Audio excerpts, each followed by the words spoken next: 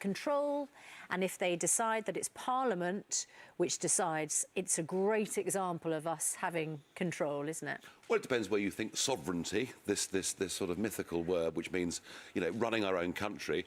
Does sovereignty lie with Parliament, or does it lie with the people? That's the fundamental question. And what happened in this case? Normally, MPs vote for laws. That's how we run the country. Sorry, it's about whether it lies with Parliament or whether it lies with the Prime Minister, who gets to trigger this. The people have spoken because Parliament asked the people for once to make a decision. Now what we've got are the establishment trying to frustrate and delay that process, and frankly, I think a lot of us are getting very angry about it. It's not actually that, is it? It's about whether we live in a parliamentary democracy, and once we hold a consultative referendum, who actually gets to press the button. And when you live in a democracy where you elect MPs to represent you, it should be Parliament.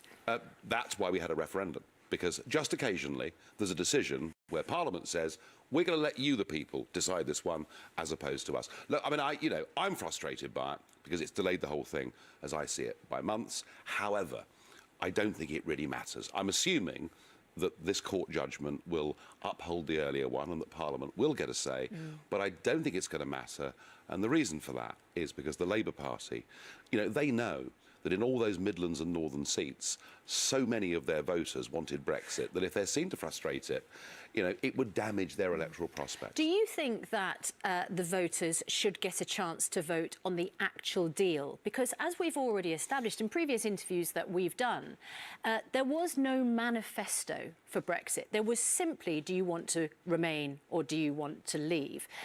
We talked the day after about the pledge that £350 million a week that we send to the EU would come back and be put into the NHS. That was something that many people might have voted on. You yourself, a leading Leave campaigner, said, well, that was a mistake. That was never going to happen. No, but it could. No, I mean, the point is, you can argue at any election what could or could not happen with money. There's one fundamental point. Except that in most elections we get a manifesto where we know what we're voting for, and in this case we didn't. I'll tell you what we did know.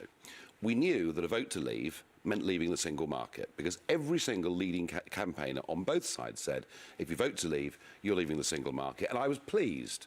I'm not often nice about the Prime Minister, but I was pleased that last week she made that clear. So, we are going to leave. I agree with you. The terms may not be quite as the 17.4 million people thought, but I'd also think we just need to be seen to be getting on with this. You've just been in Washington for President Trump's inauguration.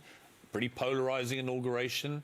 He didn't take any prisoners. His 10-minute, 15-minute speech taking down everybody, really, in Washington. Republican, Democrat, They all got coated, talking directly to the people. This is now, I'm your president, not these people. What was it like to be there, and how did you sense the atmosphere? I think people were a bit shocked because they thought, well, all these things have been said during the campaign. Once he was actually there and about to become president, he'd probably backtrack on a fair bit of it. And what he was basically saying was, no, I'm going to stick absolutely to what I told you. And I think, for good or bad, Trump will do what he was voted to do. And in terms of a democracy, that's quite refreshing. In terms of the relationship between his administration and ours, Theresa May going out there on Friday is a pretty big pat on the back from Trump to Theresa May, saying, you're first, walk through the door, let's talk. I mean, it's good for Britain, isn't it? Fantastic. I mean, terrific. Not only is it good for us to put together a trade deal, not just on goods, but on financial services too. I think that's very important. I think in terms of working together, combating things like global terrorism, again, it puts us in the right place. I'm very excited about it. And it also, for Theresa May, massively strengthens her renegotiating hand in Brussels once Article 50 has been declared. Just to insert an element of scepticism here, what he made clear in his inauguration speech and signing these executive orders is America first. America first doesn't necessarily mean a great deal for Britain and the UK. If you live in a street, you put your own family first. But it doesn't mean you can't come to an accommodation with your next-door neighbours for mutual benefit. The idea that Trump is completely isolationist is wrong.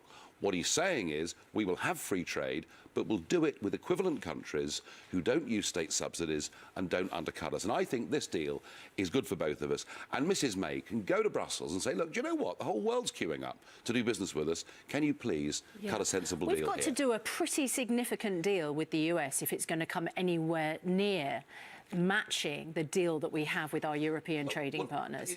You've got to remember, I mean, so many politicians talk about Europe and the European Union as if it's the be-all and end-all. Well, it's 45 to 50% of our imports and exports. It's a massive deal. It is way less than 20% of the trade that takes place in the world. 4/5 of the global economy is outside the European Union, and what Brexit does is give us a chance to engage with the rest of the world. It's also, I mean, my take on it is, it is, you know, we have all these exports with the European Union, but why would the individual countries want to give up the money that we're giving them? It doesn't make, to me, it doesn't make a lot of sense that they're all going to suddenly turn around and go, we don't want UK money.